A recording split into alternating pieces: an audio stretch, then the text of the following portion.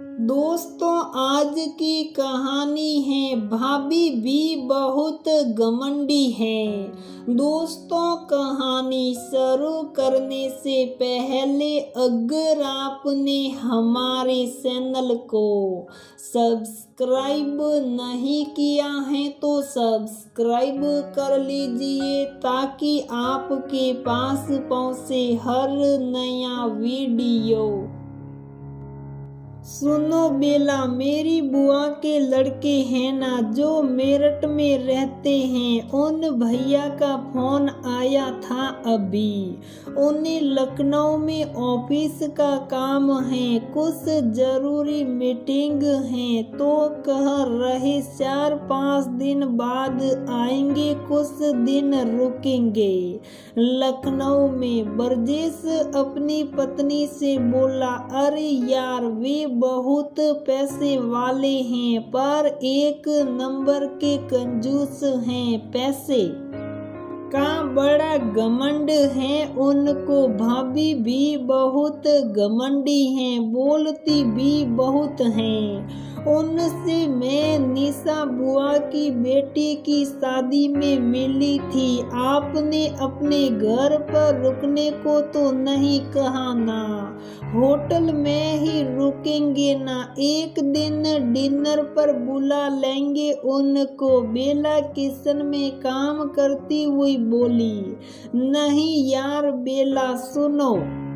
ना, मैंने जब उन्हें हल्का सा कहा कि भैया हमारे घर ही आ जाइए तो कहने लगे, हाँ हाँ तेरे घर ही रुक जाऊंगा, वहाँ से तो ऑफिस भी नजदीक है मेरा। और सुनो, कह रहे थे भाभी को भी लाएंगे साथ में, उन्हें लखनऊ घूमना भी है तो ठीक है, तह रहा तुम्हारे घर ही आएंगे ब्रजेश, स्टेशन लेने आ जाना हमें। 23 मार्च को ब्रजेश हताश स्वर में पत्नी बेला से बोला, आप भी ना बहुत भोले हो और वे कितने कंजूस हैं, अब समझ गए ना आप।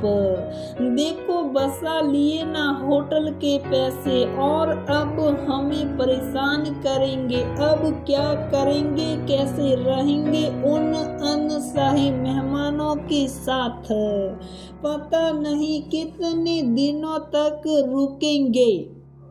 यहाँ बेला भी दुखी हो बोल रही थी और ना चाहते हुए भी 23 मार्च को शाम की ट्रेन से भैया भाभी घर आ गए। बिना मन के ही बेला और ब्रजेश उनके स्वागत में लग गए। देखो तुम्हारे भैया भाभी जी पाँव भर पेड़े लाए हैं मेरठ से, हमारे लिए कम से कम आधा किलो तो लाना ही चाहिए था। दोनों बच्चों के लिए कुछ गिफ्ट ही ले आते, कंजूस कहीं के। बेला गुस्से से भुन बनाती हुई बोली, अब जाने भी दो बेला, कुछ दिनों की बात है, तुम अपना दिल बड़ा रखो और अच्छी तरह उनकी खातिरदारी करो। आखिर हमारे भैया भाभी हैं, नए नए व्यंजन बनाकर खिलाना उनको।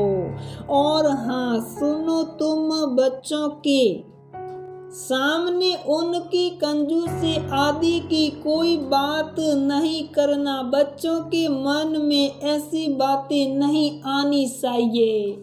ब्रजेश ने समझाते हुए बेला से कहा, आप ठीक कह रहे हैं, वे हमसे बड़े हैं और मेहमान बनकर पहली बार ही हमारे घर आए हैं। माँ कहती हैं मेहमान तो भगवान का रूप होते हैं, बच्चे तो आज ही उनसे बहुत घुल मिल गए हैं। देखो ताऊजी ताई जी कहते हुए उनसे बातें कर रहे हैं। बेला अब शांत स्वर में बोली, भैया तो अगले दिन सुबह नाश्ता करके ऑफिस चले गए। भाभी को शॉपिंग करनी थी तो बेला उन्हें बाजार लेकर गई। लखनवी कसीदे की साड़ी कुर्ते आदि दिलाने। रास्ते भर भाभी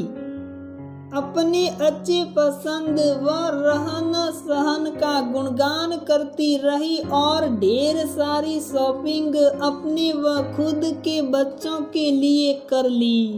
भाभी ने आज बेला के बच्चों के लिए भी गिफ्ट लिए। कहने लगी, उनकी पसंद मुझे पता नहीं थी, इसीलिए मेरठ से कुछ नहीं लाई। उन दिनों भैया भाभी की तरह कोरोना भी पूरी पृथ्वी पर उन्हें शाही मेहमान की तरह आया हुआ था। उसे रोकने के लिए देश 25 मार्च से देश में लॉकडाउन घोषित हो गया।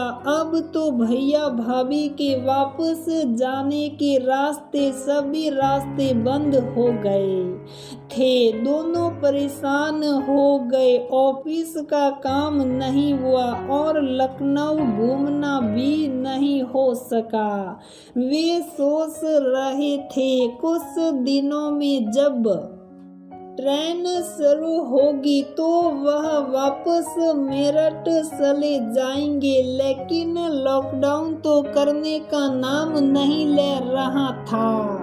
कोरोना के मरीज बढ़ते ही जा रहे थे। भैया भाभी अब चिंतित होने लगे थे। उन्हें भी अब मेरठ जाने की जल्दी थी। उनके दोनों बच्चे मेरठ में अपने ननियाल चले गए थे तो बच्चों की चिंता नहीं थी, लेकिन बहुत दिन हो गए थे तो अब उनका मन नहीं लग रहा था। हालांकि अब वे सब बहुत घुल मिल गए थे। पूरा दिन काम व बातें करते बीत जाता। शाम को खाते पीते और बच्चों के साथ खेलते समय बीत जाता। बरजेश बैंक में काम करते हैं, इसलिए उन्हें बैंक जाना ही पड़ता था। बहुत ध्यान रखते हुए भी रोज बैंक जाने के कारण कुछ दिनों बाद बरजेश कोरोना वायरस की चपेट में आ गए। तेज बुखार व सांस की तकलीफ के कारण उन्हें हॉस्पिटल भर्ती करना पड़ा। दूसरे ही दिन बेला को भी कोरोना हो गया। अब तो भैया भाभी दोनों उनकी सेवा में लग गए। एक कमरे में बेला तो दूसरे कमरे में भैया भाभी बच्चों के साथ रहते। भाभी खाना बनाकर बेला को कमरे में देती, बच्चों को खिलाती, बच्चों को बेला से दूर ही रखती। दिन भर सबके लिए काढ़ा बनाना, खाना बनाना, गर्म पानी पिलाना, सफाई, बर्तन, घर के सारे काम भैया भाभी मिल कर करते। भैया हॉस्पिटल में बरजेश के लिए खाना लेकर जाते। वे दोनों बेला और बरजेश को हिम्मत देते, कहते रहते कि तुम चिंता मत करो, जल्दी ही ठीक हो जाओगे। बच्चों को भी उन्होंने बड़े प्यार से संभाला। 15 दिन बाद बरजेश घर पर आए और बेला भी ठीक हो गई, लेकिन दोनों को बहुत कमजोरी थी। भैया भाभी ने दोनों के खाने पीने का बहुत ध्यान रखा। इस लॉकडाउन ने दोनों के दिलों के लॉक खोलकर प्यार से सरोवर कर दिया। लॉकडाउन खुलने पर जब भैया भाभी मेरठ जाने लगे तो बेला और ब्रजेश की आंखों में आंसू आ गए। अनसाई मेहमान बनकर आने वाले भैया भाभी अब उनके दिल के सबसे करीब थे। उन्होंने संकट की घड़ी में अनसाई मेहमान कोरोना से लड़ने में ढाल बनकर पूरे परिवार का ध्यान रखा।